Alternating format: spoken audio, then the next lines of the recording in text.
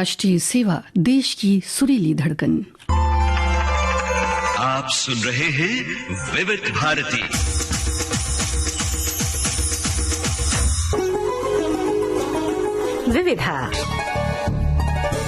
विविध भारती के विविध रंगी कार्यक्रमों की विविधा के सभी सुनने वालों को जयंत पात्रीकर और मनीषा जैन का नमस्कार। जयंत जी, गर्मियों का मौसम है और सूर्य अपनी प्रखर और अपने तेजस्वी रूप में है। ऐसे में न जाने क्यों ऐसा लगता है कहीं से यादों की बदलियां उमड़ घुमड़ आए तो शायद थोड़ी सी राहत मिले। क्या बात कही आपने मनीषा जी। स्मृतियों के बादल जब आते हैं तो बादलों का आगमन बारिश हो न हो छाया तो लेकर के आता है। जी हाँ। और इससे छाया में जो ठंडक मिलने वाली है, उस ठंडक से जिनकी याद हमें आएगी, उसकी झलक इस गीत से थोड़ी सी मिलेगी। हमें लगता है हमारे श्रोता जरूर इस बात का अंदाजा लगाएंगे कि आज की विविधा में हम से तो बहुत से हमारे सुधी श्रोताओं ने जान लिया है, पहचान लिया है बात किसकी होने वाली है। फिल्म जगत के महान संगीतकार नौशाद अली साहब का स्मृति दिवस है 5 मई। तो श्रोताओ, आज आप समझ गए कि विविधा बहुत ही सुरीली होने वाली है, क्योंकि नाम ही सबसे पहले जो है वो महान संगीतकार नौशाद साहब का है और उनकी एक रिकॉर्डिंग हमारे श्रोताओं को हम आज सुनवाने वाले हैं। जयंत जी। जी मनीषा जी,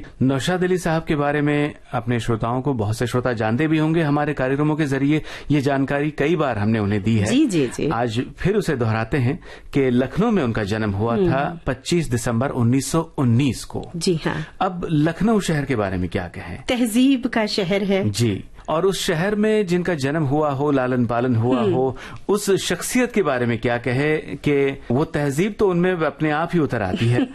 बिल्कुल सही फरमाया आपने। और नौशाद अली साहब के बारे में एक बात तो सभी जो सिने संगीत प्रेमी हैं और जिन्हें शास्त्रीय संगीत में भी बहुत रुचि है वो जानते हैं कि शास्त्रीय संगीत का बहुत सुंदर प्रयोग राग रागिनियों का नौशाद साहब ने अपने संगीत में किया। इसके अलावा लोक गीतों का भी बहुत सुंदर अच्छी तरह से प्रयोग उन्होंने किया। जी। और इसके अलावा नौशाद साहब के बारे में और भी कुछ जानकारी जयंत जी बचपन में बताया जाता है कि वो अपने लखनऊ के पास बाराबंकी जो शहर है वहाँ कव्वालियों के कार्यक्रम हुआ करते थे। तो वो जो भी संगीत के जलसे होते थे उसमें ये एक श्रोता के रूप में शरीक हुआ करते थे और बड़े ध्यान से सुनते थे। तो अपने आप जो है उनके संगीत के संस्कार उन पर होते थे। अपने श्रोताओं को बहुत से श्रोता जानते भी होंगे। हमारे कार्यक्रमों के जरिए ये जानकारी कई बार हमने उन्हें दी है। जी। आज फिर उसे दोहराते हैं कि लखनऊ में उनका जन्म हुआ था 25 दिसंबर 1919 को। जी हाँ। अब लखनऊ शहर के बारे में क्या कहें। तहजीब का शहर है। जी। और उस शहर में जिनका जन्म हुआ हो, लालन पालन हुआ हो, उस शख्सियत के बारे में क्या कहे कि वो तहजीब तो उनमें अपने आप ही उतर आती है।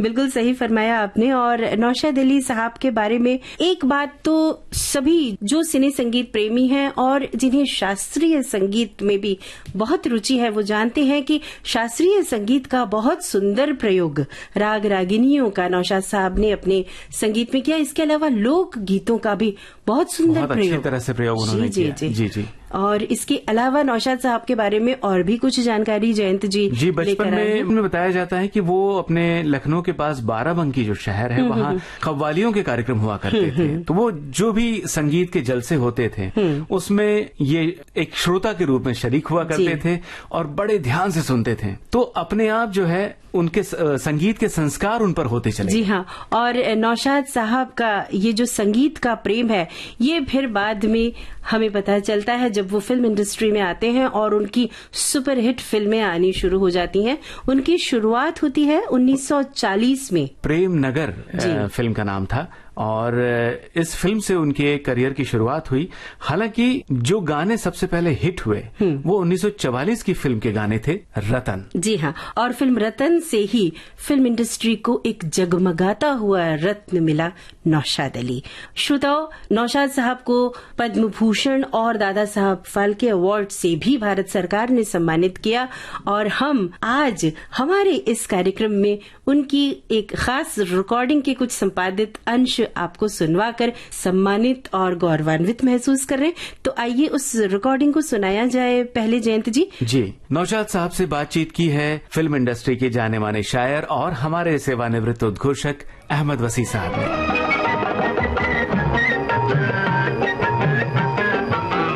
याद है अब तक वो बचपन का जमाना, याद है अब तक अधूरा सा फसाना, याद है। यानी मैं 10 बरस का था तकरीबन।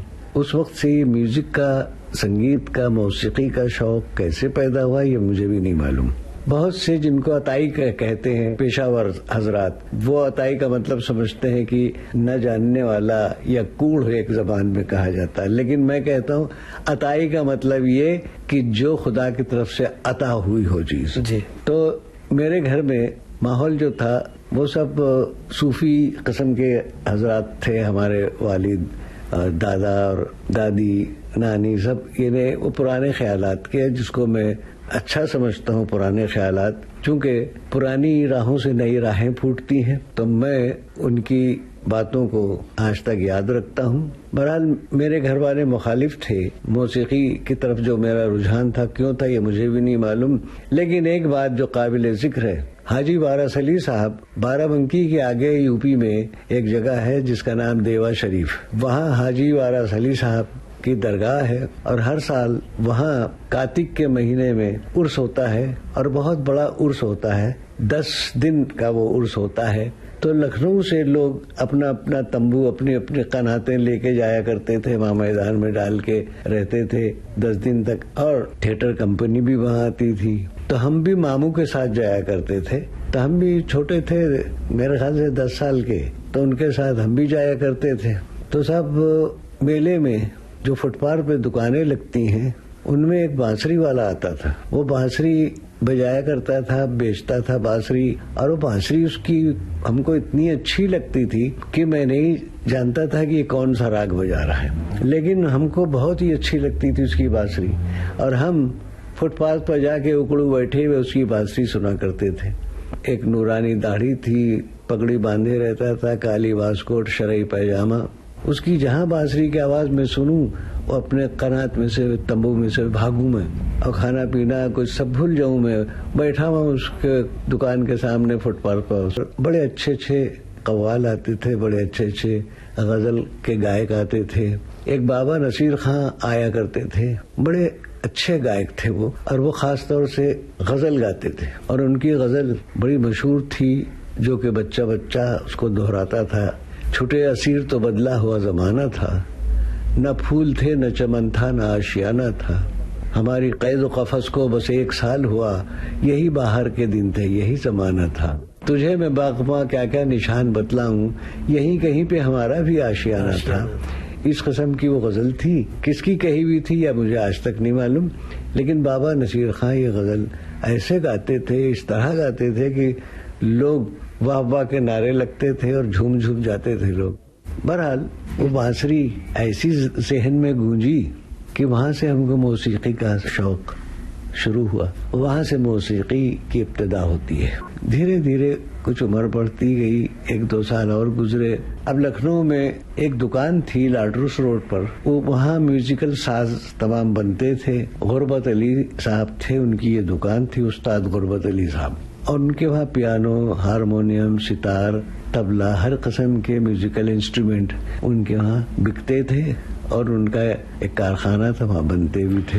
हम जाके उनके साजों को देखा करते थे खड़े हुए घंटों। तो वो एक रोज उस्ताद ने कहा, बेटा इधर आ, तू ये खड़ा होके घंटों क्या देखा करता है। तो उस्ताद से मैंने कहा कि आपसे कुछ अर्ज करना चाहिए। वो बांसुरी ऐसी जहन में गूंजी कि वहाँ से हमको मौसीकी का शौक शुरू हुआ। वहाँ से मौसीकी की इब्तिदा होती है। धीरे धीरे कुछ उम्र बढ़ती गई, 1-2 साल और गुजरे। अब लखनऊ में एक दुकान थी लाडरूस रोड पर, वो वहाँ म्यूजिकल साज तमाम बनते थे। गुरबत अली साहब थे, उनकी ये दुकान थी, उस्ताद गुरबत अली साहब। और उनके वहाँ पियानो, हारमोनियम, सितार, तबला, हर किस्म के म्यूजिकल इंस्ट्रूमेंट उनके वहाँ बिकते थे। और उनका एक कारखाना था, वहाँ बनते भी थे। हम जाके उनके साजों को देखा करते थे खड़े हुए घंटों। तो वो एक रोज उस्ताद ने कहा, बेटा इधर आ, तू ये खड़ा होके घंटों क्या देखा करता है।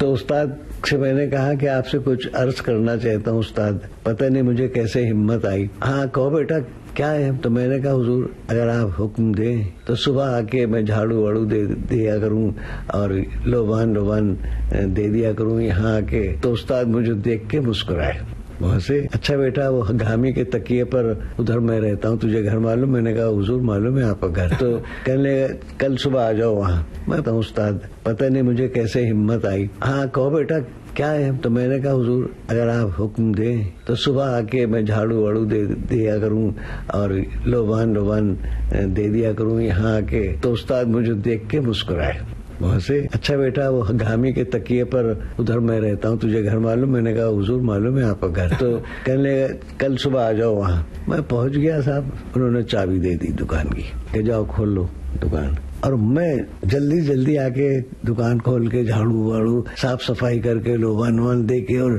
पेटी लेके कुछ प्रैक्टिस करना शुरू कर दूं कि उस्ताद के आने से पहले ये अपना रियाज हो जाए। तो ये चलता रहा सिलसिला। तो एक रोज उस्ताद आ गए, मुझे नहीं मालूम, मैं आंख बंद के पसीने लगा हुआ हूँ, प्रैक्टिस कर रहा हूँ। वो आके पीछे बैठे अपनी मसनद पर उन्होंने किया, अरे मेरी जान निकल गई कि आ गए उस्ताद। मैंने देखा उस्ताद बैठे, मैं मुजरिम की तरह खड़ा हो गया उनके सामने हाथ बांध के। कहने अच्छा तो आप इसलिए आते थे कि मेरे नए नए साजों का सत्यानाश करें। आप दुकान साफ करना नहीं आते थे, हाथ साफ करने के लिए आते थे। मैंने कहा उस्ताद गलती हो गई, आज के बाद ये गलती नहीं होगी, माफ कर दीजिए। नहीं माफ तो नहीं करूंगा, मैं सजा दूंगा इसकी। मैंने कहा कि आप जो भी आपका हुक्म हो सर आंखों पर। कहने लगे कि ये कहाँ से सीखा तुमने जो बजा रहे थे अभी? मैंने कहा हुजूर वो रॉयल सिनेमा में जाता हूँ मैं, लड्डन साहब वहाँ बजाते हैं तो उनके पीछे बैठ के सुना करता हूँ, तो वो जो सुना वो इसकी प्रैक्टिस करता था मैं।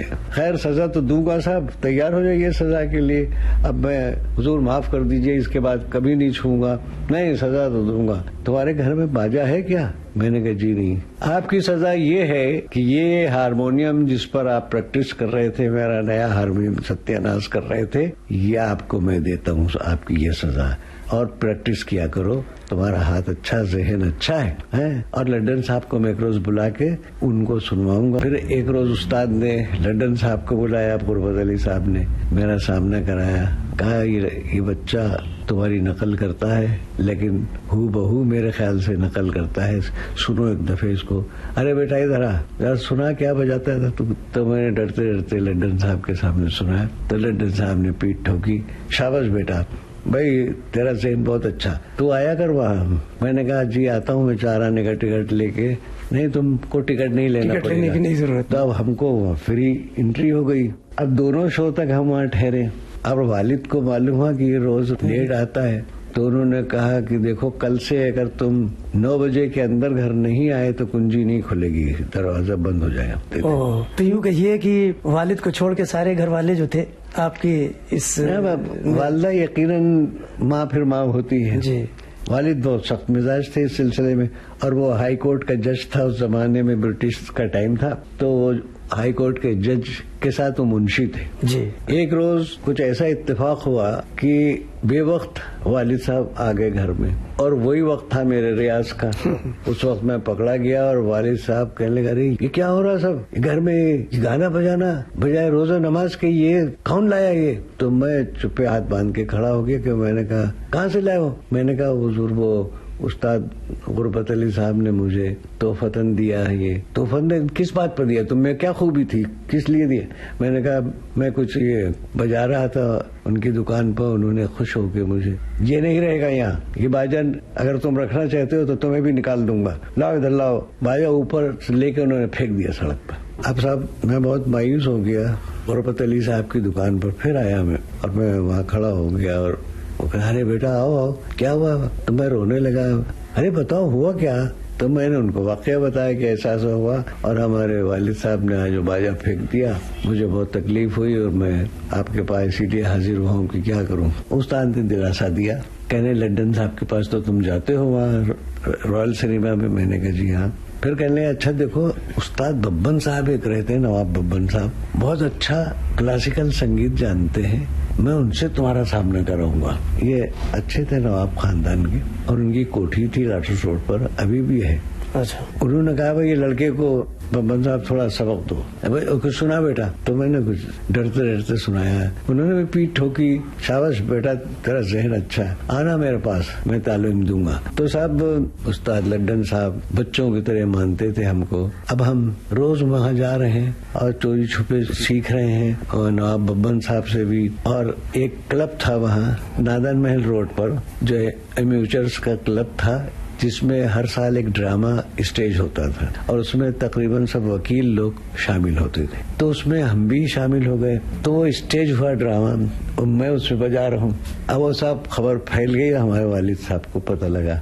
अच्छा, उस वक्त उम्र मेरी 16-17 साल की हो गई थी। तो हमारे वालिद साहब ने बुलाया और मुझसे कहा कि देखो आज एक बात का फैसला करो। हमारे मना करने के बावजूद भी तुमने वो शौक छोड़ा नहीं और हमें बाहर से खबर मिली। आज फैसला करो, तुम्हें ये म्यूजिक चाहिए या घर चाहिए। हमारी वालदा कहने लगी सुबह बात कर लेना, अभी रात है। फिर नहीं, अच्छा वो इत्तेफाक से दिवाली की रात थी, दिवाली थी, तो हर तरफ चिरागा वगैरह हो रहा था। अब मुझसे कहना अभी फैसला होगा, इसी वक्त होगा, तुमको मौसीकी चाहिए या घर चाहिए। मैंने कहा घर आपको मुबारक। मैं उसी वक्त निकल गया।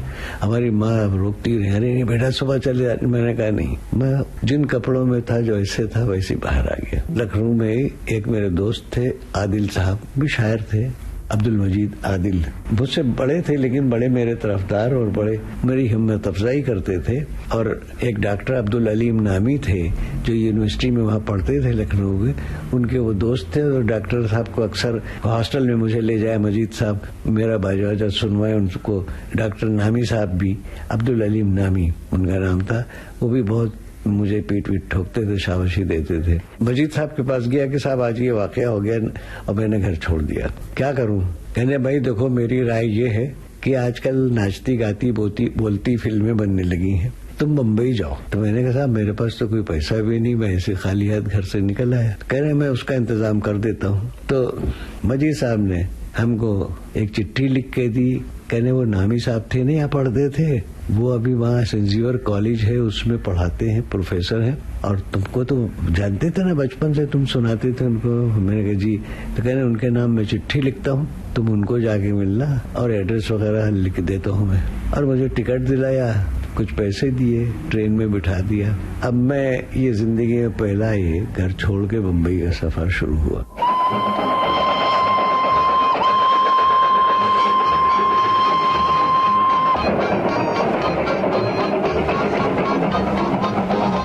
जयंत जी मनीषा, इस इंटरव्यू को पूरा सुनने का बहुत दिल करता है। कभी मौका मिले तो हम जरूर हमारे श्रोताओं को सुनवाएंगे और उनके साथ हम भी सुनेंगे। हम बताना चाहेंगे कि अभी आप ये जो रिकॉर्डिंग सुन रहे थे, फिल्म इंडस्ट्री के महान संगीतकार नौशाद साहब की ये रिकॉर्डिंग थी। और नौशाद साहब की बात चले, फिल्म मदर इंडिया की याद न आए, ऐसा भी कभी होता है? ऐसा हो ही नहीं सकता। जी, जी। तो हिंदी फिल्म इंडस्ट्री की मदर मूवी के नाम से जाने जाने वाली फिल्म मदर इंडिया के एक बहुत ही करुण गीत की याद आती है। हमारे सभी श्रोताओं को वो सीन जरूर याद आता होगा जहां अभिनेत्री नरगिस एक हल को अपने कंधे पर उठाए हुए हैं और उनके साथ उनके दो राजेंद्र कुमार और सुनील दत्त साहब के बचपन के रोल करने वाले कलाकारों की तस्वीर है। और फिल्म मदर इंडिया को याद करते ही वो पोस्टर आंखों के सामने घूम जाता है। जी, और तो इंडिया फिल्म का वो सीन तो जैसे जागृत हो उठा, फिर से आंखों के सामने तैरने लगा। और इस फिल्म की नायिका नरगिस, जी हाँ, उनकी भी याद ताजा हो गई। श्रोताओं, 3 मई नरगिस जी का स्मृति दिवस है। फातिमा रशीद मूल नाम था नरगिस जी का, और उनका जन्म 1 जून 1929 को कोलकाता में हुआ था। 5 वर्ष की उम्र में उन्हें पहली फिल्म मिली थी असल में। अच्छा, बहुत कम उम्र में, बहुत ही छोटी उम्र में इन्होंने अभिनय की शुरुआत की थी। और 1935 की उस फिल्म का नाम था तलाशे हक। जी हाँ जैन जी, और 1935 की इस फिल्म जिसका नाम आपने लिया तलाशे हक, इसके बाद नरगिस जी एक प्रोमिनेंट रोल में, एक महत्वपूर्ण रोल में दिखी फिल्म तमन्ना में, जो आई थी 1942 में। और उसके बाद जो अभिनय यात्रा नरगिस जी की शुरू होती है वो 3 दशकों तक चली। जी हाँ, और नरगिस जैसी महान अभिनेत्री फिल्म इंडस्ट्री को मिली। मदर इंडिया का जिक्र तो हम कर ही चुके हैं। मनीषा जी, एक और फिल्म है उनके करियर में, रात और दिन, जिसके लिए राष्ट्रीय फिल्म पुरस्कार से उन्हें सर्वोत्कृष्ट अभिनेत्री के रूप में सम्मानित किया गया था। जी हाँ, और नरगिस जी को पद्मश्री से भी अलंकृत किया गया। श्रोताओं, जो हमारे पास रिकॉर्डिंग है नरगिस जी की, वो है जयमाला। और 3 मई चूंकि उनका स्मृति दिवस है, उस दिन हमारे श्रोता जरूर इंतजार कर रहे होंगे कि उससे रिकॉर्डिंग का कुछ अंश हम अपने श्रोताओं को जरूर सुनवाएं, क्योंकि बहुत खूबसूरत जयमाला है श्रोताओं। और हम अपने श्रोताओं को बताना चाहेंगे कि सबसे पहली जयमाला जो फौजी भाइयों के लिए पेश की थी, वो नरगिस जी ने ही की थी। तो श्रोताओं, अब इंतजार किस बात का, आइए सुनते हैं महान अभिनेत्री नरगिस जी की वही जयमाला के कुछ अंश जो हमारे विविध भारती की एक खास संग्रहणीय रिकॉर्डिंग है और जिसे हम बहुत संजो कर रखते हैं। सुनने वालों को मेरा आदाब। रेडियो पर और दूसरे प्रोग्रामों में मैं इतना बोल चुकी हूँ कि अब कुछ कहने के लिए सोचना पड़ता है, और ऐसे मौके पर जब अपनी याददाश्त पर जोर डालती हूँ तो गुज़िश्ता जिंदगी के वाकयात तस्वीर बन बनकर सामने आते हैं और मैं उन तस्वीरों में अपने आप को तलाश करने लगती हूँ, गोया जिंदगी में गुम हो जाती हूँ। और मेरा अकीदा भी यही है कि वो कलाकार नहीं जो जिंदगी में खो न जाए, समा न जाए। मैंने अपनी फिल्मी जिंदगी में हमेशा ये कोशिश की है कि मेरा हर रोल बनावटी न मालूम होकर असली मालूम हो। इसकी एक वजह ये भी थी कि मेरी तालीम और तरबियत ऐसे माहौल में हुई जहाँ जिंदगी को जिंदगी की नजर से देखा जाता था। रहा फिल्मी दुनिया से मेरे रिश्ते का सवाल, तो बस यूँ समझ लीजिए कि फिल्मों से मेरा रिश्ता पैदाइशी है। यानी उस वक्त से काम कर रही हूँ जब मुझे ठीक से बोलना भी नहीं आता था, लेकिन हीरोइन की हैसियत से मेरी पहली फिल्म थी तकदीर, जो महबूब साहब ने बनाई थी। सच तो ये है कि महबूब साहब ने मेरी फिल्मी जिंदगी को शुरू किया और आखिर में मदर इंडिया बनाकर मुझे एक बहुत ही बुलंद मुकाम पर पहुँचा दिया कि अगर मैं अपनी उस बुलंदी पर नाज करूं तो बेजा ना होगा। मैं महबूब साहब की जितनी भी तारीफ करूं कम होगी। मेरी शोहरत में महबूब साहब की ट्रेनिंग का बहुत बड़ा हिस्सा है। मुझे अपनी फिल्मी जिंदगी में इतना मेहनती और समझदार डायरेक्टर कोई दूसरा नहीं मिला। फिल्म तकदीर में जब मैंने पहली बार हीरोइन की हैसियत से काम किया था तब क्या महसूस हुआ था ये तो ठीक से याद नहीं है। हाँ, लेकिन एक वाकया जरूर याद है। जैसा कि आप सब जानते हैं, मोतीलाल जी इस फिल्म के हीरो थे। वो हर लिहाज से मुझसे बड़े थे और मैं उन्हें हमेशा मोती भैया कहा करती थी। एक दिन एक रोमांटिक सीन की शूटिंग हो रही थी और मैं हर रिहर्सल के बाद कहती थी, क्यों मोती भैया, कैसा हुआ? और वो बिगड़ कर कहते थे, हद तेरा सत्यानाश, सारे रोमांटिक मूड का बेड़ा गर्क कर दिया। खैर, फिल्म की शूटिंग पर इसका कोई असर नहीं हुआ क्योंकि मोतीलाल जी बड़े ऊंचे पाए के कलाकार थे।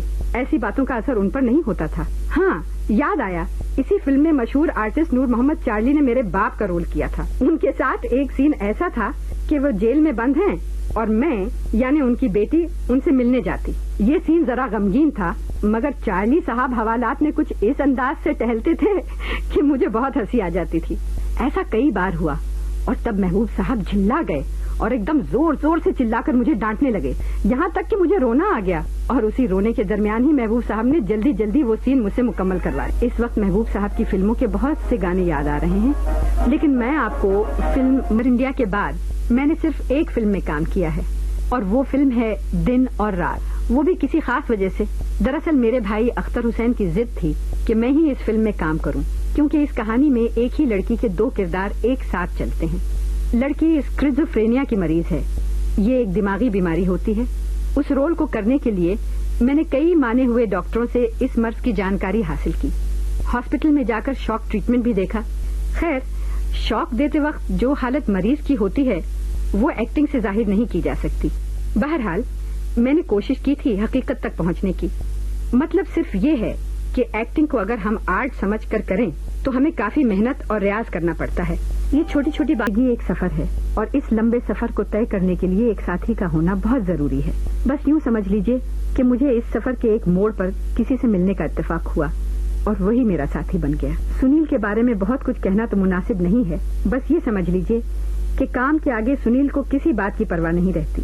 वो जिस काम को शुरू करते हैं उसको भूत की तरह चिपक जाते हैं। उनमें ये आदत महबूब साहब की सी है, न सेहत का ख्याल न घर की फिक्र, बस 24 घंटे काम काम और काम। जिन दिनों हम लोग मुझे जीने दो फिल्म की शूटिंग चंबल घाटी में कर रहे थे, कुछ खतरों का सामना भी हुआ। एक दिन तो ऐसा हुआ कि हम लोग कुछ फायरिंग सीन एक घाटी में पिक्चराइज कर रहे थे।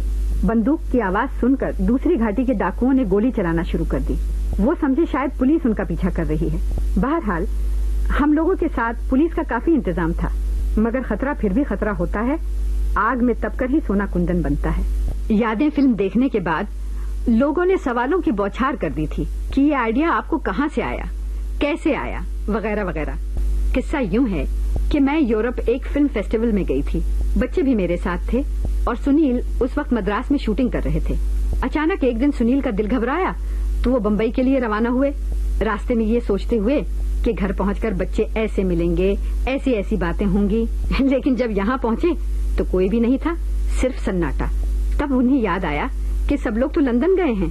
बहरहाल जब वो अकेले घर में सोए तो उन्हें ऐसा लगा कि बच्चा पलंग से गिरकर रो रहा है। वो फौरन उठ बैठे, बच्चे को ढूंढने लगे और मुझे जोर जोर से पुकारने लगे। यानी तरह तरह से उन्हें हम लोगों की याद आती रही।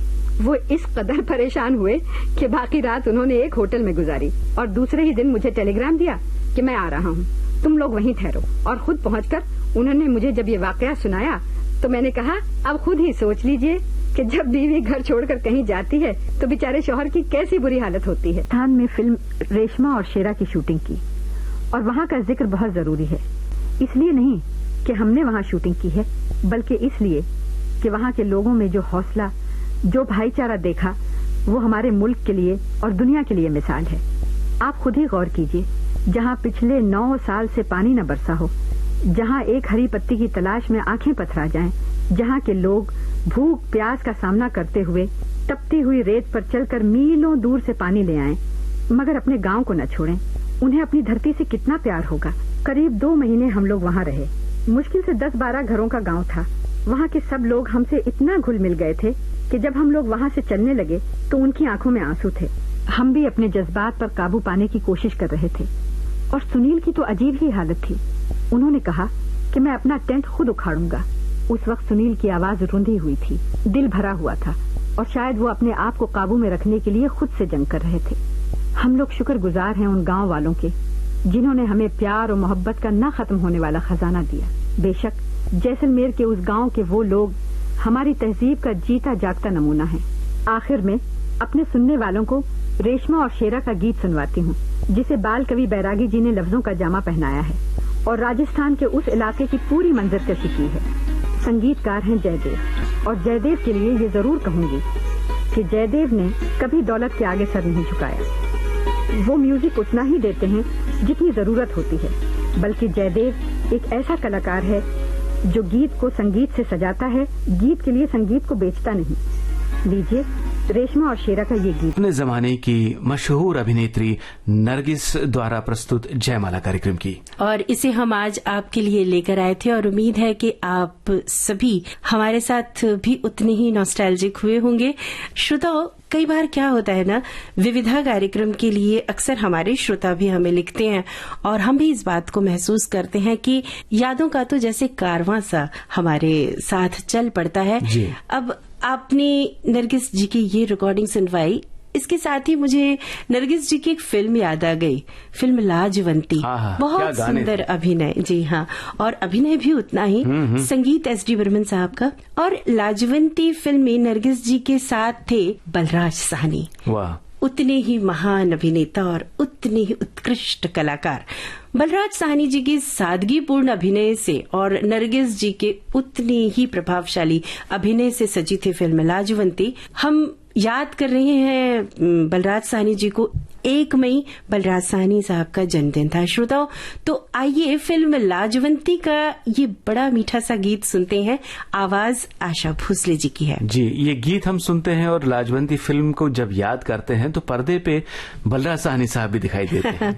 जी, और आवाज मन्ना दा की भी है उसमें, आशा भोसले जी के साथ। जी हाँ, तो आइए था कितने मीठे गीत और बाल गीत। आज तो जैसे फिल्मों से बाल गीत जी हाँ लुप्त से होते जा रहे हैं। अच्छे बाल गीत तो बनने ही बंद हो गए, ऐसा लगता है, न जाने क्यों। कहानियों से बच्चे ही गायब हो गए, ऐसा हो गया कहीं ऐसा लगता है। श्रोताओं, आज आप सोच रहे होंगे कि हम आपको गीतों की झलक ही क्यों सुनवा रहे हैं। हम भी बड़े पसोपेश में हैं, क्योंकि समझ नहीं आ रहा है आपको गीत सुनवाएं या वो रिकॉर्डिंग्स सुनवाएं जो हमारे संग्रहालय की जीनत है। 1 मई 1919 को उनका जन्म हुआ था। पूर्णचंद्र डे और महामाया डे उनके माता पिता का नाम, और वो एक बहुत ही वर्सटाइल सिंगर के रूप में हम उन्हें जानते हैं, पहचानते हैं। जी हाँ। मगर क्लासिकल की ट्रेनिंग उन्होंने ली थी। शास्त्रीय संगीत जो उन्होंने सीखा था उसी के बलबूते पर उनका पूरा करियर इतना चमकदार और शानदार रहा। जी हाँ। और उनके बारे में अपने श्रोताओं को बताएं कि 1942 में उनके करियर की शुरुआत हुई थी। फिल्म तमन्ना के लिए उन्होंने पहला गीत गाया था। बाद में प्रबोध चंद्र डे, जी हाँ, जिन्हें हम मन्नादा के नाम से जानते हैं, उन्होंने 1950 में फिल्म मशाल में एक गीत गाया था, ऊपर गगन विशाल, जिसे सुनकर सचिन देव बर्मन जी ने न जाने कितने गीत उनसे गवाए। स्वयं सचिन देव बर्मन के संगीत निर्देशन में उन्होंने इस गीत को गाया था, और भी कई सुंदर और कर्णप्रिय गीत मन्नादा ने हमारी फिल्म इंडस्ट्री को दिए हैं, और हम सभी श्रोता आज तक उन गीतों से हम सभी सम्मोहित हैं। तो आप और भी कुछ बताना चाहते हैं जयंत जी? जी, मन्ना डे साहब को पद्मश्री से नवाजा गया था भारत सरकार की तरफ से 1971 में, और 2005 में उन्हें पद्म भूषण से सम्मानित किया गया था, और दादा साहेब फाल्के अवार्ड उन्हें दिया गया था 2007 में। एक महान गायक और एक सरल इंसान। मन्ना डे साहब से एक लंबी बातचीत की थी कमल शर्मा जी ने, और ये जो बातचीत है इसकी रिकॉर्डिंग हम आज आपको सुनवा रहे हैं। कुछ हिस्से ही आज हम आपको सुनवा पाएंगे उसके। आइए सुनते हैं हमारे संग्रहालय से ली गई इस रिकॉर्डिंग को। मन्ना डे साहब, संगीत में कैसे इस क्षेत्र में आपने कदम रखा? वो कौन सी घटना थी, किसकी प्रेरणा थी? मुझे शुरू करना पड़ेगा वो 1942 से, जब मैं अपने चाचा स्वर्गीय कृष्णचंद्र डे, यानी जो केसी डे के नाम से बहुत मशहूर थे, और चाचा के पास मैंने शिक्षा पाई, और पढ़ाई वढ़ाई खत्म करने के बाद 1942 एंड में मैं बम्बई आया चाचा के साथ। CM त्रिवेदी साहब थे यहाँ के प्रोड्यूसर, जिन्होंने एक फिल्म कंपनी बनाई जिसका नाम था लक्ष्मी प्रोडक्शंस, और उसमें चाचा जी म्यूजिक डायरेक्टर बन के आए, मैं उनका असिस्टेंट बन के आया। यहाँ आने के बाद मैं थोड़ा बहुत काम करने लगा चाचा जी के असिस्टेंट बन के। साथ ही साथ दूसरे लोग जिन्होंने मुझे पसंद किया, तो खेमचंद प्रकाश साहब बहुत नामी म्यूजिक डायरेक्टर थे, उन्होंने कहा कि बेटे तुम मुझे भी असिस्ट करो, तो उनका भी असिस्टेंट बन गया। फिर अनिल विश्वास साहब उन दिनों में बहुत नामी म्यूजिक डायरेक्टर थे बम्बई के, उन्होंने भी कहा कि भाई तुम्हारे पास अगर टाइम मिले तो कभी कभी मेरे पास आया करो। और मैं चाहता भी ये था कि अनिल जैसे आदमी के पास, उसके नजदीक जाना मैं चाहता था। और इत्तेफाक से ऐसा हुआ कि अनिल उनके एक पिक्चर में मुझे गवाया, उनके साथ बैठा करता था और उनके साथ टहलने के लिए निकल जाता था। अनिल उर्दू को सिंप्लीफाई करके जो गजलें बनाते थे वो मुझे भी बहुत पसंद था, तो वो मैं सीखना मुझे था। वैसे तो मैं सीख रहा था इनके पास, कुछ अमन अली खान साहब के पास, फिर उसके बाद तुलसीदास शर्मा के पास कुछ दिन सीखा, फिर मैं क्लासिकल सीखता था। हालांकि मैं क्लासिकल एकदम स्ट्रिक्ट क्लासिकल नहीं गाना चाहा कभी भी, क्योंकि मुझे मालूम था कि वो 8-10 घंटा रियाज में कर नहीं पाऊंगा। तो मैं जानना चाह रही थी साइंस ऑफ क्लासिकल म्यूजिक, वो राग रागिनी और लय वगैरह, ये मैं सीखा और सीखने लगा। मुझे लगा कि मैं अच्छा सीख रहा था। चाचा जी भी थे और चाचा जी ये मुझे चेक करते थे, मुझ पर ये रखते थे और बोले कि ठीक है, तू सही रास्ते पे तुम जा रहे हो, ठीक है। एक मरतबा ये हमारे बहुत नामी प्रोड्यूसर और डायरेक्टर थे शंकर भट्ट और विजय भट्ट, वो आए मेरे चचा जी से मिलने के लिए और उनसे रिक्वेस्ट की उन्होंने कि भाई हमारे पिक्चर में 2 गाने हैं, आपको गाना पड़ेगा। तो चचा जी ने कहा कि भाई प्लेबैक तो मैं करता नहीं हूँ, आप कोशिश कीजिए, मन्ना से गवा के देखिए। बोले मन्ना किधर है? बोले मन्ना तो बैठे हैं आपके सामने। बोले नहीं, ये गाना है, ये वाल्मीकि की प्लेबैक, ये तो बच्चा है। तो चाचा जी ने कहा भाई आप इनको सुन लीजिए एक मरतबा। और उन दिनों में मेरी उम्र मुश्किल से कुछ 22-23 साल की। तो दूसरे दिन उन्होंने बुलाया मुझे प्रकाश स्टूडियोज में, तो मैं गया और म्यूजिक डायरेक्शन कर रहे थे शंकर राव व्यास, तो मुझे गाना सिखाया उन्होंने और मैंने गाया और रिकॉर्ड भी किया गया। तिगम भाई थे साउंड रिकॉर्डिस्ट, उन्होंने रिकॉर्डिंग की और बोला कि भाई बहुत अच्छी आवाज है तुम्हारी, लगता नहीं है कि भाई कोई एकदम बच्चा कोई गा रहा है। तुम गाओगे मेरे गाने। और न जाने क्यों शंकर राव व्यास बहुत अपने लड़के जैसे उन्होंने मुझे ट्रीट किया और मुझे सिखाने लगे। उनके पास सीखा भी मैंने गाना बजाना, और इतना ही नहीं कि हिंदी गाया, हिंदी के साथ मराठी भी गाया। वो रामराज जी पिक्चर में हीरोइन थे शोभना समर्थ और हीरो थे प्रेमदीप साहब। तो उस पिक्चर में गाना गाने के बाद लोग जान गए कि मैं गा सकता हूँ और बुलाने लगे, हमें भी गाना शुरू कर दिया प्लेबैक। दादा, आपकी पहली फिल्म हम कौन सी माने जिससे सही मायने में पार्श्व गायन की शुरुआत हुई आपके? रामराज जी से शुरुआत हुई, यानी 1944। बाद में यानी प्लेबैक आर्टिस्ट के हिसाब से नाम मेरा हुआ, लोग पहचानने लगे फ्रॉम मशाल। वो था 1950 में, वो बर्मन साहब बना रहे थे बॉम्बे टॉकीज में मशाल पिक्चर, जो डायरेक्ट कर रहे थे नितिन बोस और अशोक कुमार हीरो थे। उसी में मेरा गाना था, ऊपर गगन विशाल नीचे गहरा पाताल, बीच में धरती वाह मेरे मालिक तूने किया कमाल। ये प्रदीप जी ने लिखा था। ये गाना बहुत हिट हो गया था और उसके बाद लोग बोल रहे भाई ये बहुत जबरदस्त आवाज है, कौन है ये लड़का। तो फिर शुरुआत।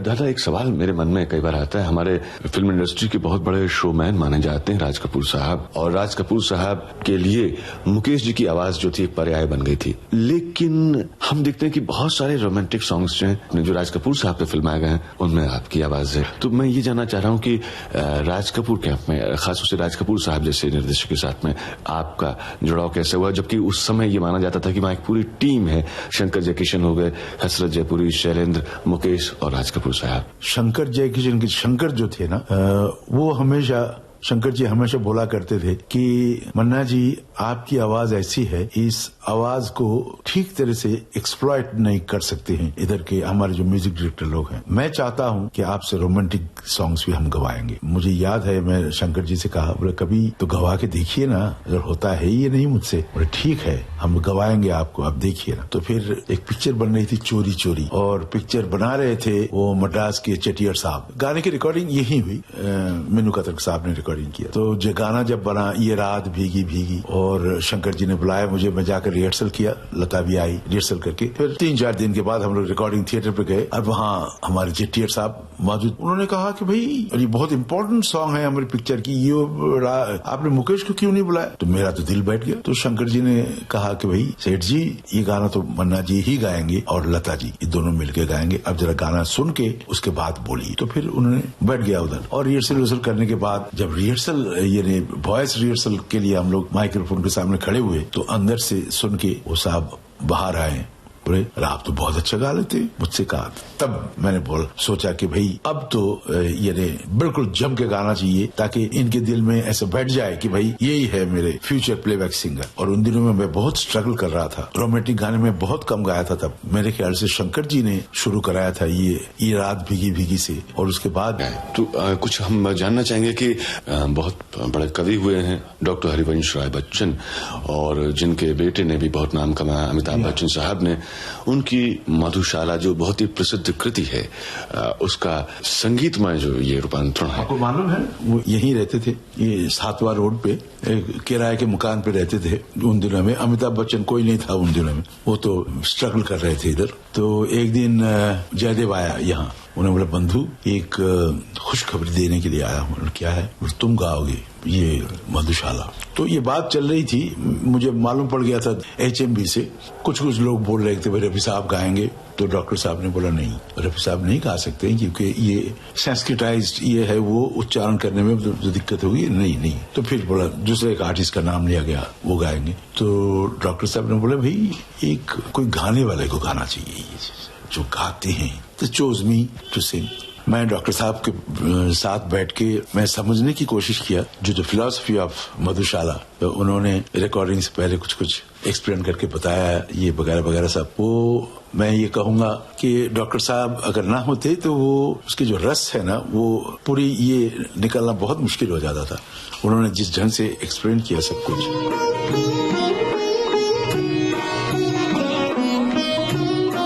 महान गायक मन्ना डे से कमल शर्मा की ये जो बातचीत हम आपके लिए लेकर आए थे। श्रोताओं, उम्मीद है ये बातचीत आपको जरूर अच्छी लगी होगी।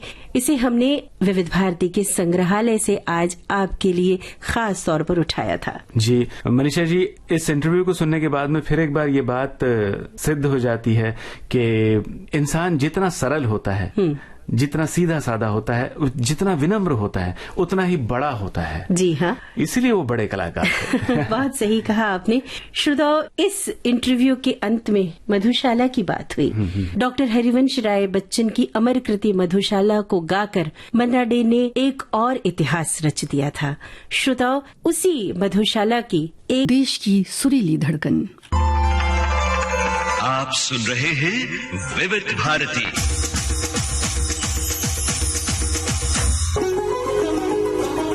विविधा।